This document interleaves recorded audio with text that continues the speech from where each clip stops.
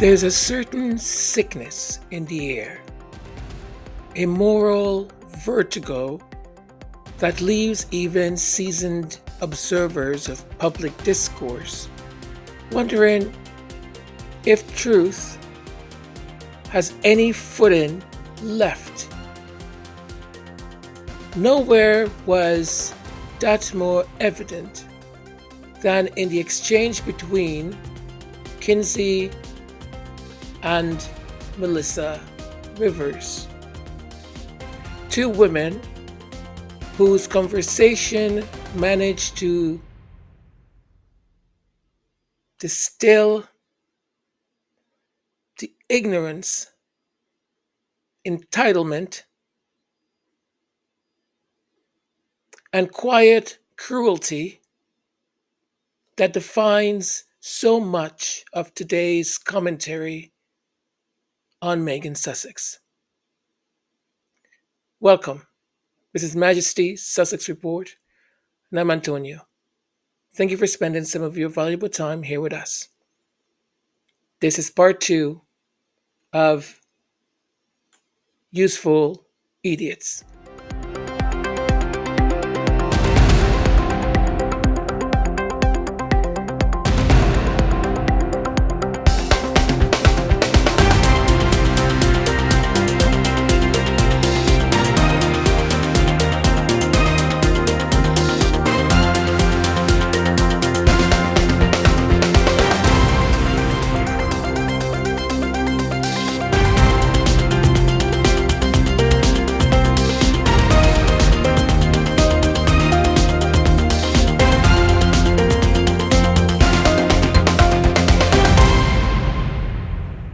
Do you ever look at some of the headlines that have been generated over the last few years and think, why can't you just be grateful for the opportunities you've been given? I have to say this so carefully on so many levels. You're given a platform. What a great question. Why can't you just be grateful for the opportunities you've been given? The person in question that she is referring to is Meghan Sussex, the Duchess of Sussex, feigning naivete while casting judgment. A white woman comfortably perched within the scaffolding of Western privilege, instructing a black biracial woman to be thankful. Not for justice, not for protection, not for truth, but for the spectacle of royal abuse, gift wrapped as opportunity. This is not a question, it is a command. Be silent, be grateful, know your place. Melissa Rivers responded with the intellectual rigor of a bystander half reading the headlines. I don't live in England, so I don't know how vicious the attacks were, other than what I read. And yet, with this lack of knowledge, she proceeded to render judgment. You've been given a platform, and if you don't realize, that's sad. It's a waste. A platform to be able to do real good and create real change. And if you don't realize and capitalize is the wrong word on that particular situation and that moment, that's sad. Mm-hmm. It's a waste. A waste. Tell that to the hundreds of thousands of women Meghan inspired through her work on gender equity. Tell that to the young girls who saw her speak at the UN Conference for Women. Tell that to the survivors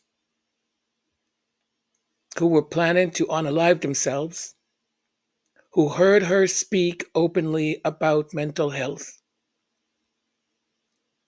What Rivers discards as a squandered opportunity has, in truth, been one of the most courageous public reckoning with systemic racism and misogyny in modern royal history. I want to go back briefly to the beginning of that woman asking the question, right? Why can't you be grateful? I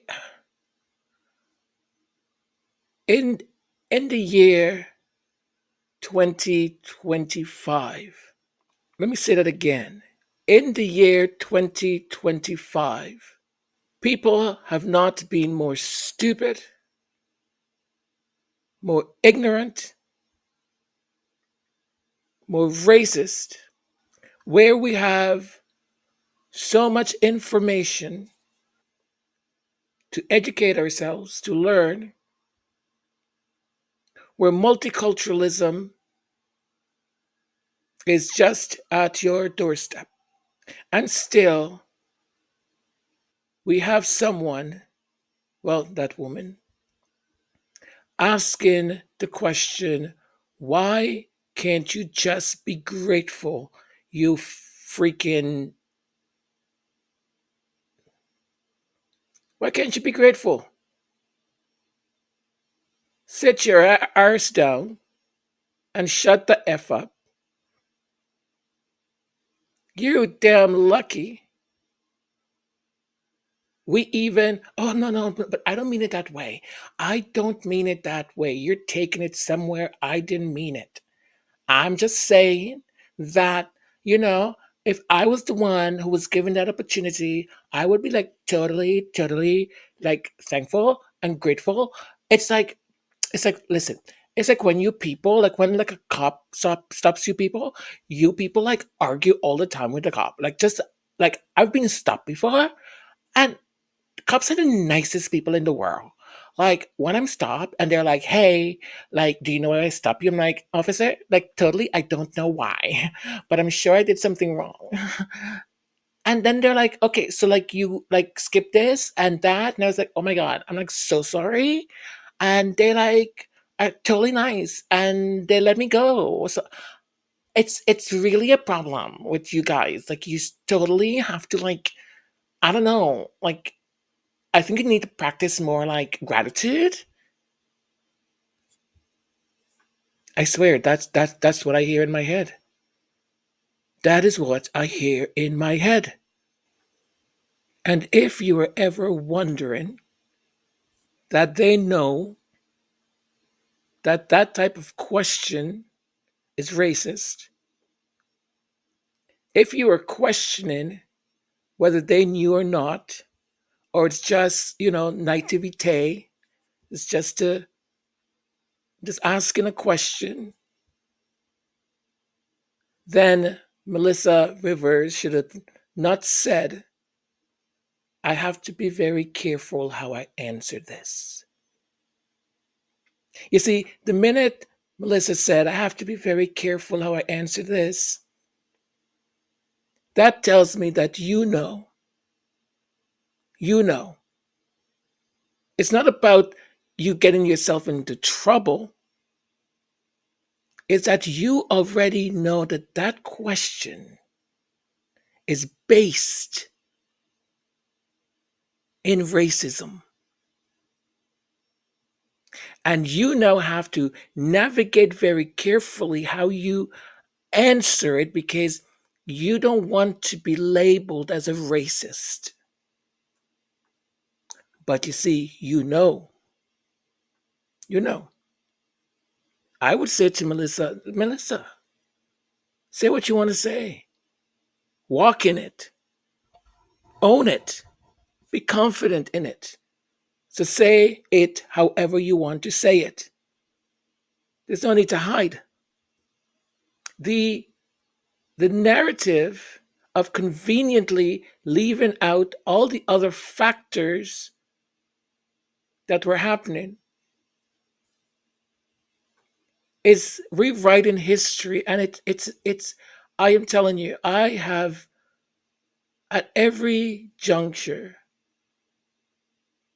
I am just watching what we know to be true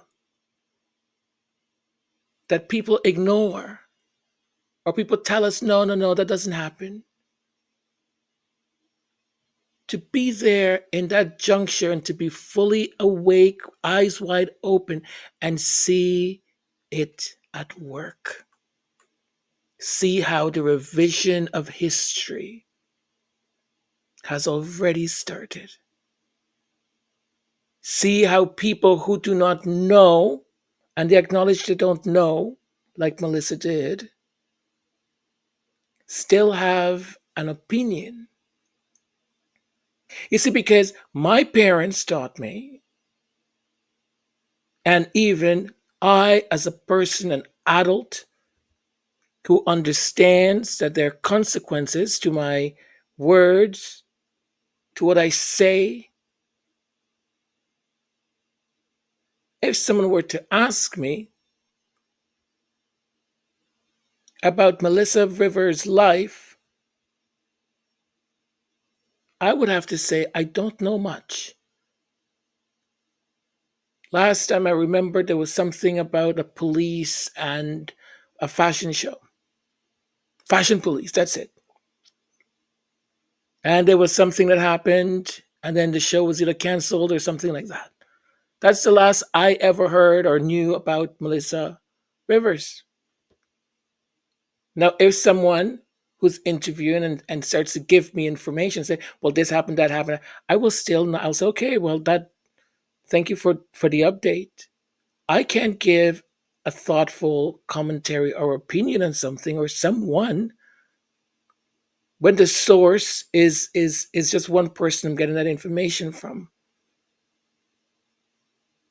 But nevertheless, white people keep thinking, well, it doesn't matter for me to check anything. I can even admit I don't really know any of this, but I'll still give you my opinion on it.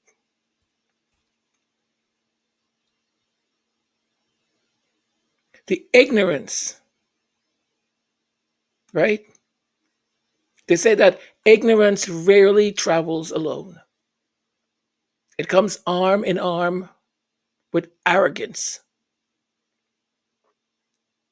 Rivers, as many of you may know, is the daughter of Joan Rivers, comedian renowned for her blunt, controversial humor, often turning her gaze on the rich and famous. Schofield, whose media career evolves around monetizing royal gossip, particularly anti Sussex sentiments, builds her platform on a daily regimen of mockery and misinformation. She appears frequently on Talk TV, Sky News Australia, and oh, they eat it up because she knows exactly what to say. Now, there is a clip a couple of years ago where she was not anti Sussex. She was, you know, talking about Kensington Palace leaking and Prince William giving the okay for these leaks and so on. But as many have realized, there is a lot more money, money, money in hate, in misinformation.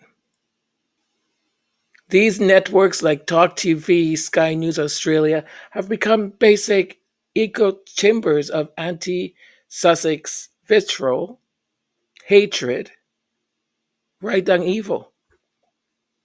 Evil. Let us remind ourselves of the facts. In 2019, The Guardian and BuzzFeed conducted side by side comparisons of headlines about Meghan and Kate. And I know we've heard this a million times, but I'm going to repeat it. Meghan was called vulgar for holding her baby bump, while Kate was praised as tender.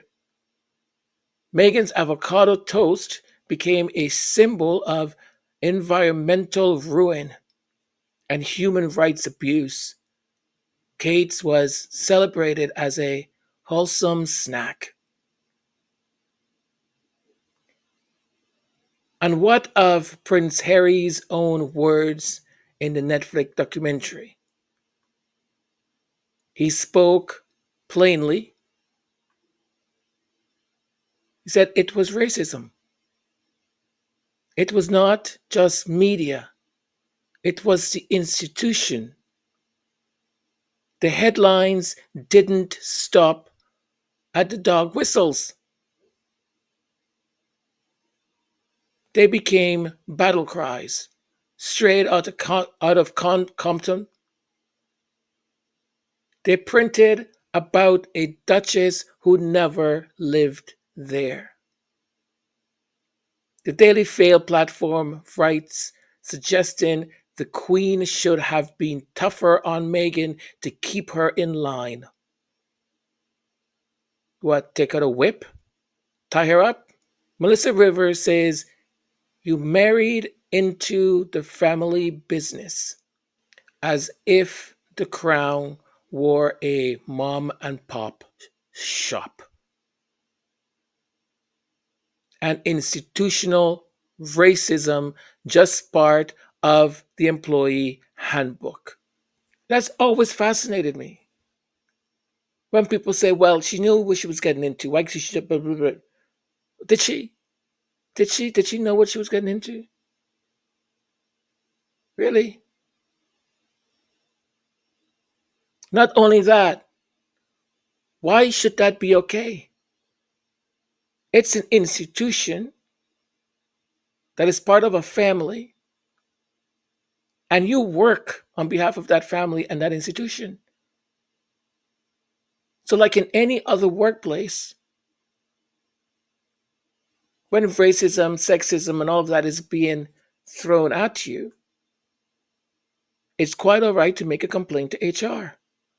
And if HR doesn't do anything about it, then you escalate. You see, for many of these people, and this is just my opinion, my thought, from my own experiences, when you don't understand, when you've never had the experience of racism, of microaggressions that you deal with every single day of your waking life, when you have to mince your words and pick them carefully before you utter them because it might be the last word you say. When that is not part of your DNA, then of course you will say, well, oh my God, I don't understand why she couldn't like just, I don't know, like she's living in a castle, like a palace. She has like servants and maids and stuff, and there's like birds that come and sing to her in the morning, and then there's like, I don't know, these like people, and she goes into the forest and she sings songs with them. The Disney fantasy does not exist. Does not exist. It's a fantasy. One in particular is like, I want to save the world. Well, again, I don't live in England, so I don't know how vicious the attacks were. I don't know how, about any of the racism other than what I read. She seemed to be very accepted by the Queen. I remember that right before when they wrote, the Queen brought her dog up for her for the wedding. Yeah. And part of me is like, how horrible must it have been to be given that platform where you really are a social justice warrior and not say, I can suck it up for this. Yeah. I agree. And by the way, and you love your husband and you're living beautifully and you have children, you can't have everything. Right. And you have to really think about, I have been given the opportunity. Right. And I think, obviously we're talking about Meghan Markle, it's a job. Yeah. You married into the family business. Absolutely. Well, And go ahead. you know what I mean? It's like, yeah, as much as you want to freshen and change, there just are certain rules. You marry into the family business. Kareem Ray Ellis, go.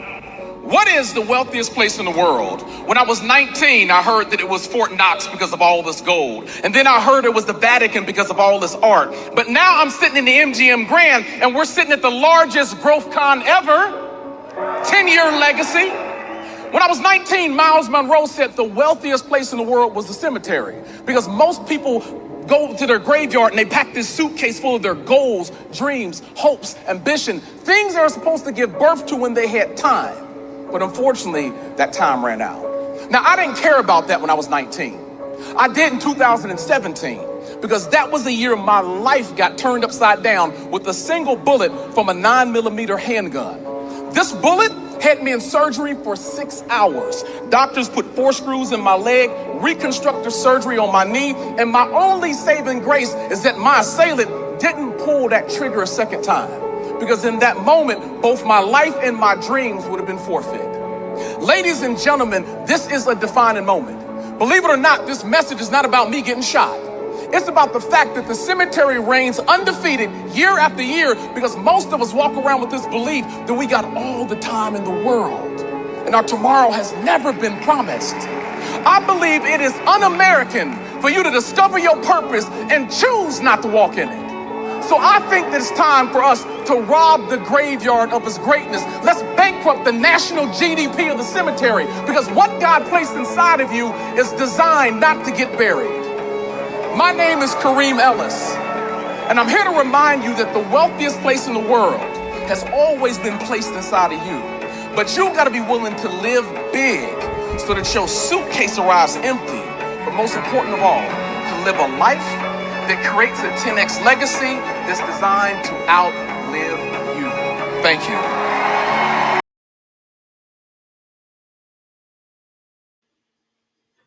You married into the family business,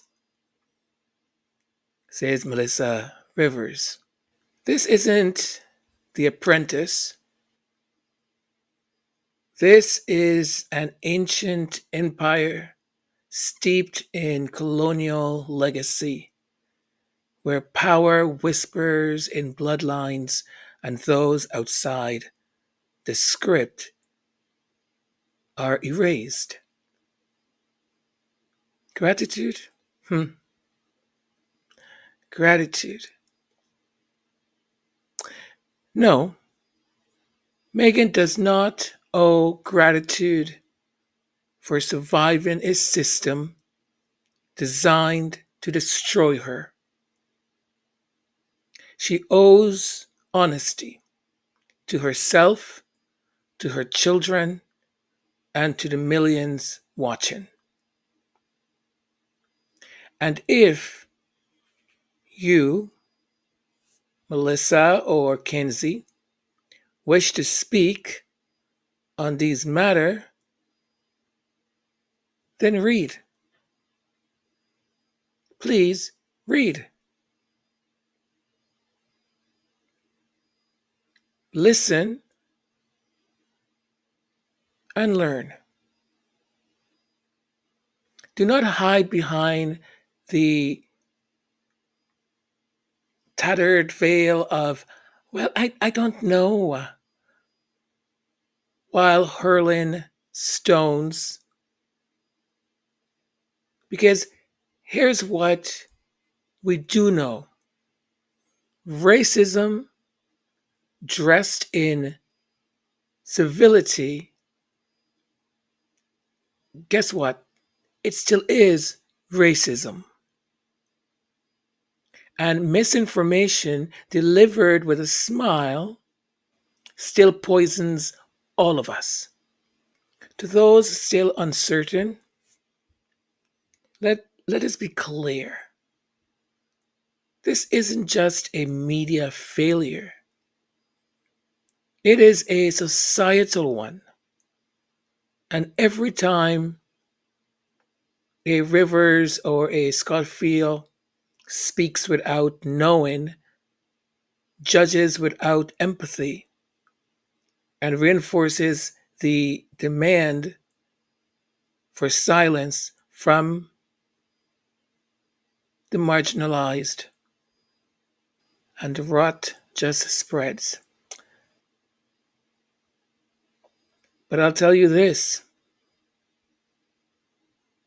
we will not be silenced. Not now, not ever again.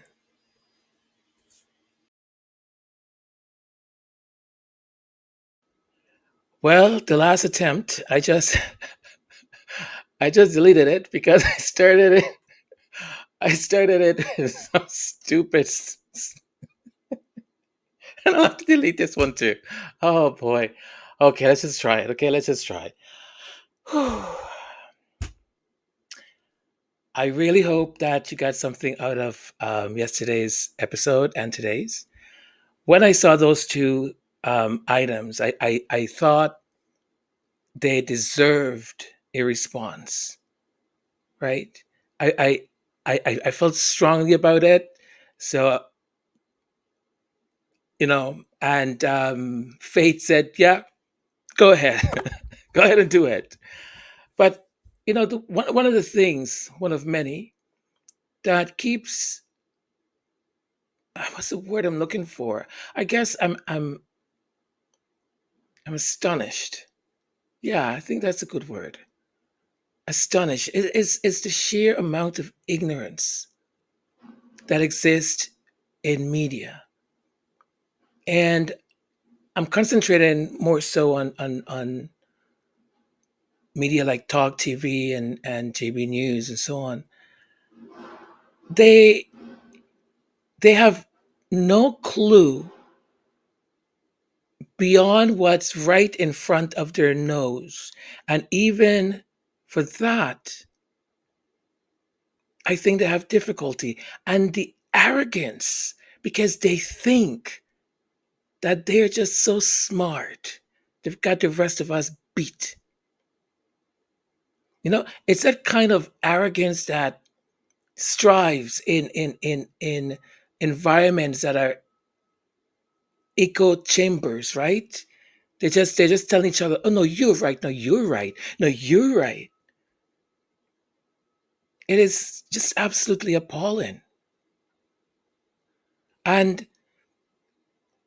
the stupidity wrapped in sarcasm, pettiness, is surely not the right paradigm for journalism or to be an effective journalist. And these people still have the gall to call themselves journalists. When you watch segments like the one on GB News, where Prince Harry's global advocacy is reduced to punchline, where his work in Shanghai is mocked, and then they try to challenge his intellect by bringing up grades that he got. Like, do they not see themselves, hear themselves? You realize that we're sort of living in a time where the bar for public commentary has dropped so low that it's buried beneath the basement, for heaven's sakes. And the real irony, I think, is that these are people who boast about their A levels and ugh, I keep thinking maybe you kind of peaked in early university or in high school, because if this is your commentary, then y- maybe you should go back to school. Really, because what you're doing now is peddling misinformation on a discount media platform and calling it a career, or and even calling it news. They say, "Oh, well, he could have done it over Zoom. Why didn't you do it over Zoom?" Like, the power of being present, the power of being in the room is very different than doing a Zoom. And when it's an appointment as important as the one he was invited to be the keynote speaker, you show up. You show up. The Sussexes always cover their CO2 travel stuff. So just sit down. Really, sit down. It is amazing to me that then in 2025, the year of the Lord, that they don't see by asking the question, why can't she be more grateful? You want her to be grateful for what? What have they done that she needs to be grateful for? Count the things that they've done to her and tell me if you really think she should go and be grateful. And this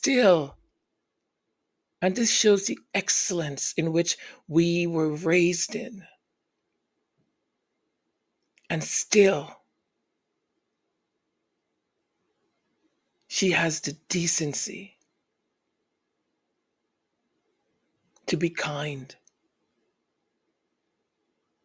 To be kind. Because these people, they don't show any grace whatsoever, any decency whatsoever. Melissa Rivers and Kinsey, especially to Melissa, if you don't know something,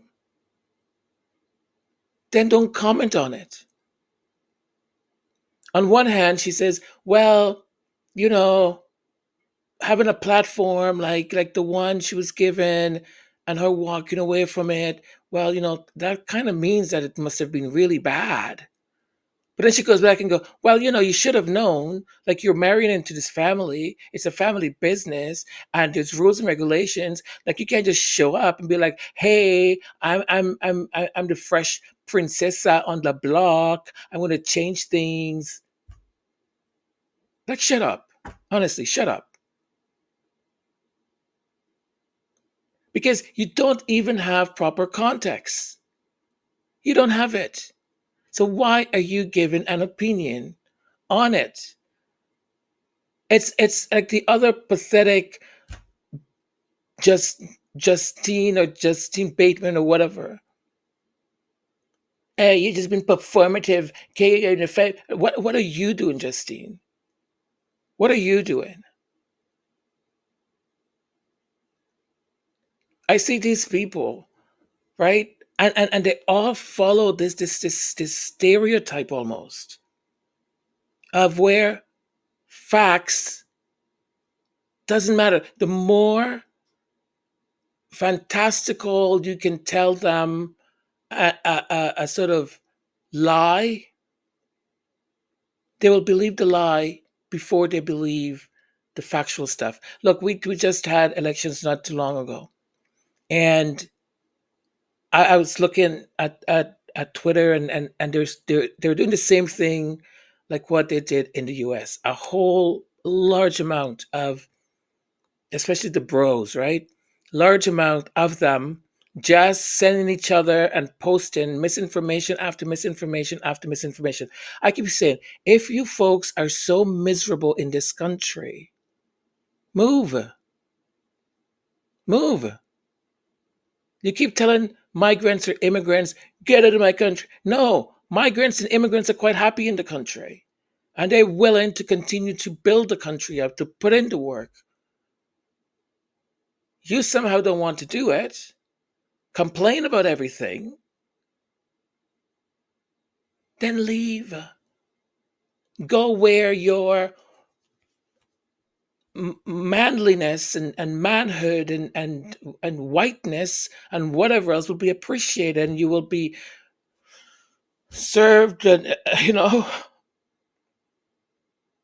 and the misinformation after some of these folks did not even know the type of political system, governance system that we've got in Canada.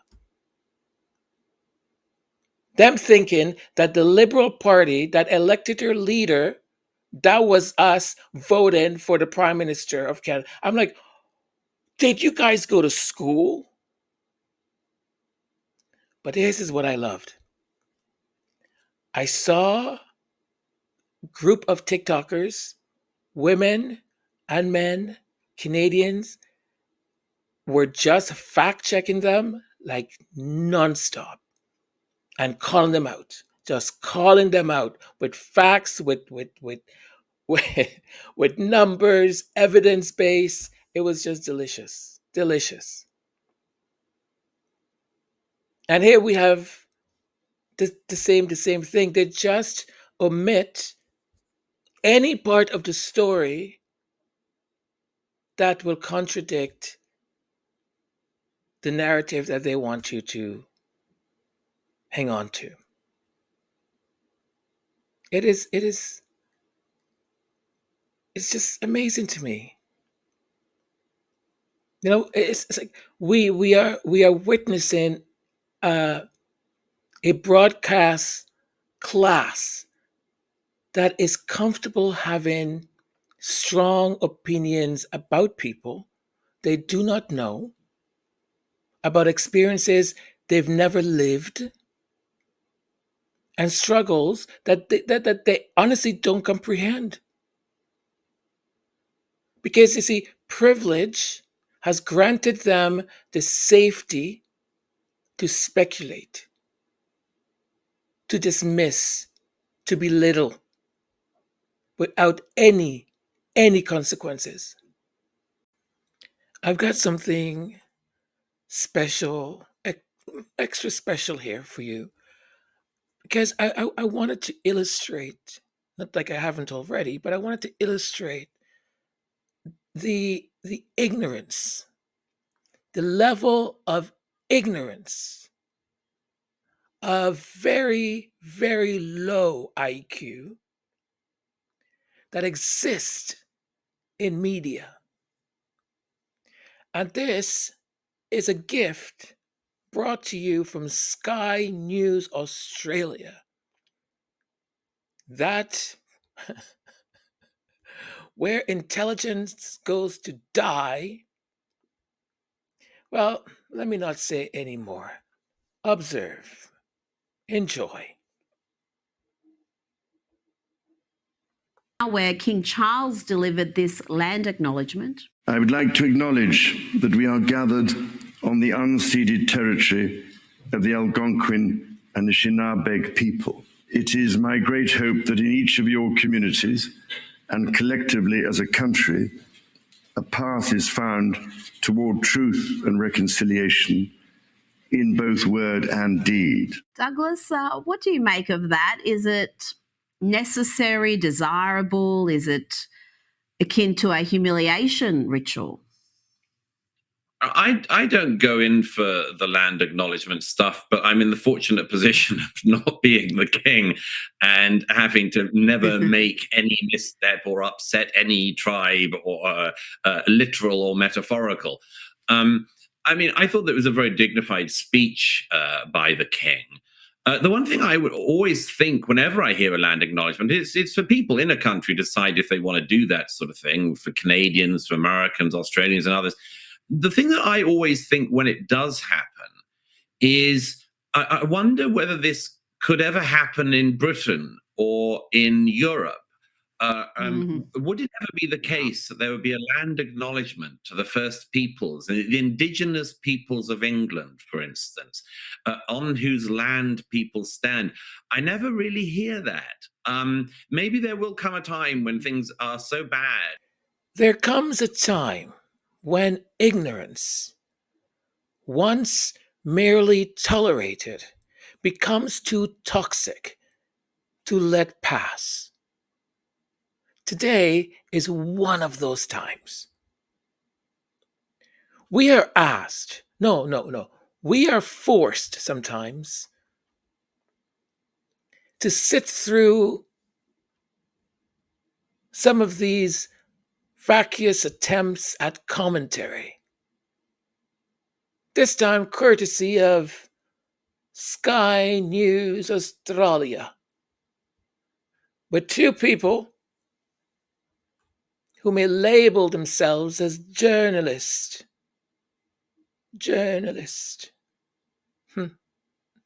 Who seem to think that land acknowledgements are not acts of dignity and truth and reconciliation, but humiliation rituals.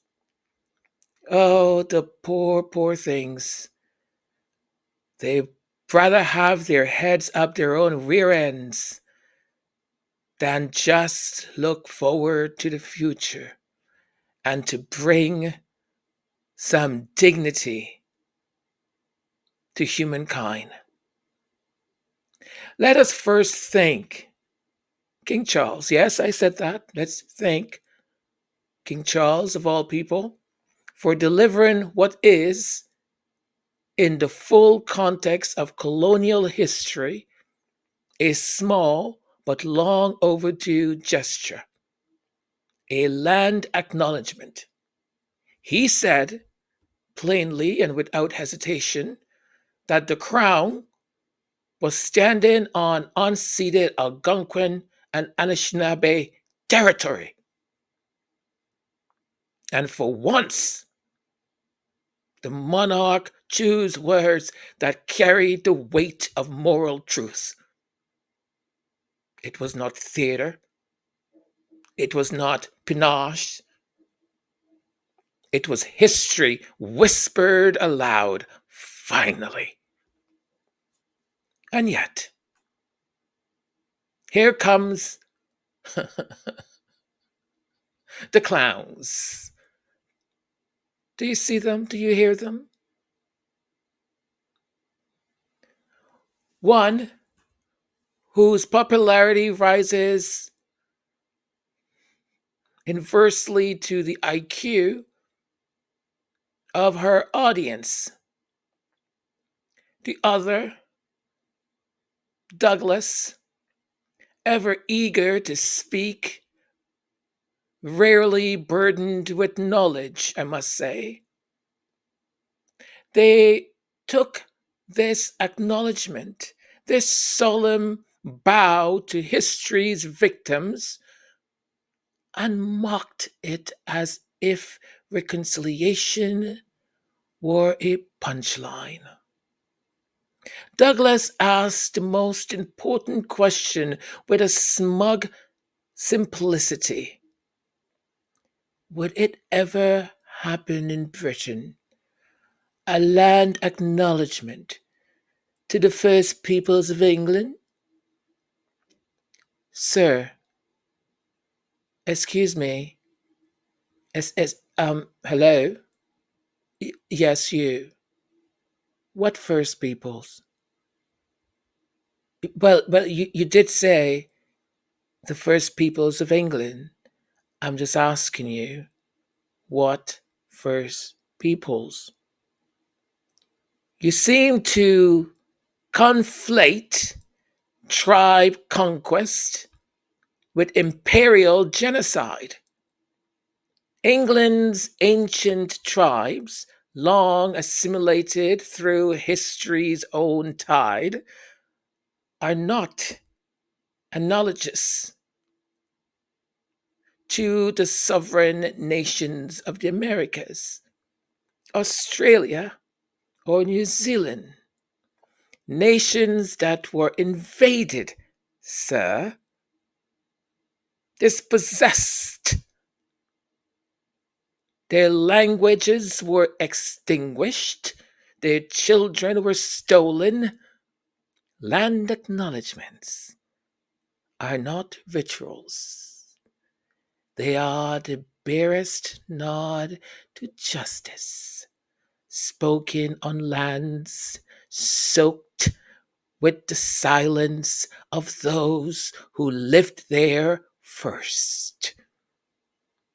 Their cries, their tears, and their blood. Sir, the British Crown played no small role in that disposition. Canada exists as a state because of colonization. The treaties, the residential schools, the erasure of culture, language, life, all of it authorized by that very monarch.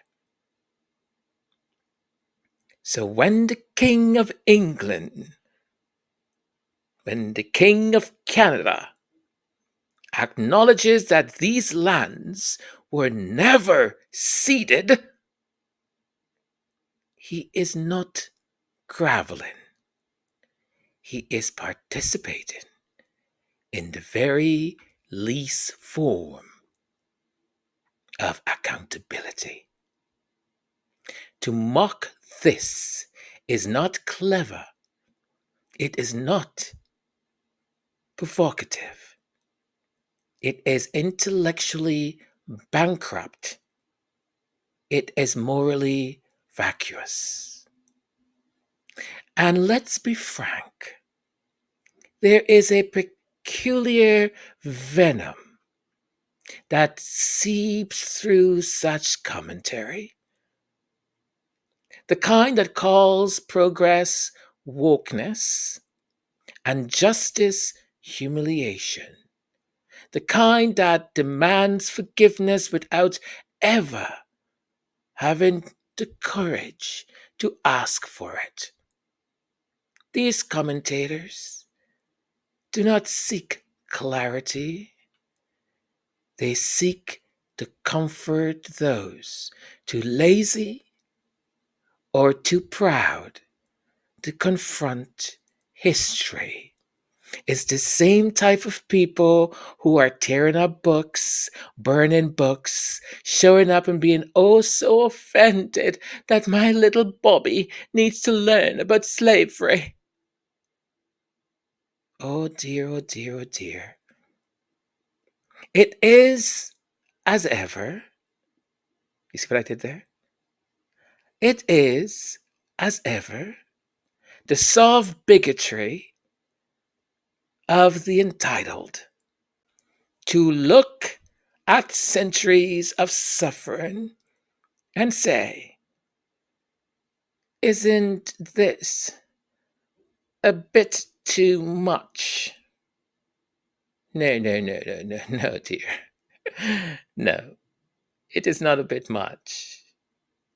It is not merely enough. So the next time a land acknowledgement is made, let those with ears to hear understand this. It is not about guilt.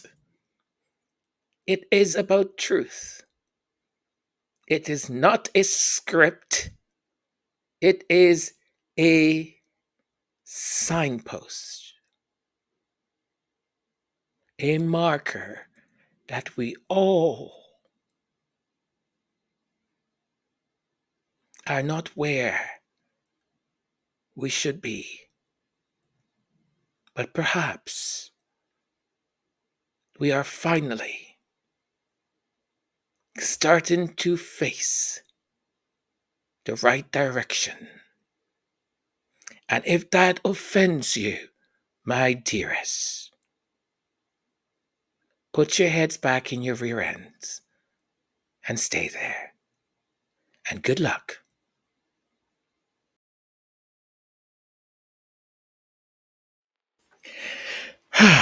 Well, it surely doesn't stop amazing me how, and this is not just a phenomena in one country or another, it's a frame of mind, a mindset in conservative media.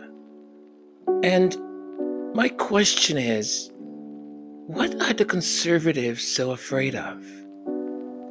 What are they so afraid of when people come together in recognition of each other? When we can look at history and let it be truthful, let it speak of the pain, let it speak of the suffering that was inflicted upon a people. What are they afraid of when women have rights equal to every man? What are they afraid of when we recognize the truth and tell the truth? What are they so afraid of? That they have to keep people stupid, that they have to keep people fighting against each other, that they have to keep people down. And the only thing that keeps coming back to me is the status quo in regards to the haves and the have-nots. So many of these very, very wealthy people, one would say, belong to what we characterize as conservatism and conservatives. And they do not want, by any means or form, for wealth to be distributed in an equal way. They like where they are, and they just want to accumulate more and more wealth. So corruption, lies, having those of us that are trying to make it, to put every obstacle possible. And when you think you've made it, they pull the rug from under your feet. Or they make you and tell you in not so many ways and humiliating you in front of others to bring you down. And if the Duke and Duchess of Sussex is not a plain example of that, I don't know what is. I don't know what else is. Because it's right there for all of us to see. Plain, in front of everyone. And we see how racism in our faces is thrown daily in our faces. Print media, broadcast media, social media. When you have twins and Tammy Faye Baker wannabes and all these others, and even men now have gotten into it because they know they get the clicks of the idiots who the conservatives love to keep in their stupidity down because they think they're doing something great. They think they've got some knowledge, something, oh, look at me. When in reality, they're laughing at them. Someone once said, If Trump supporters only knew what he thought of them and how he laughs behind their back of how stupid they are. But the funny thing is that I think they know. But they don't care. That's how stupid they are. Because they still see him as some God sent. Gosh, if he was God sent, Lord save us all. Anyways, I think I've spoken enough. I wanted to actually ask you folks, because I've been debating whether to do this or not, to have a little small reportage, a little report on the King visit to Canada, give my perspective on it.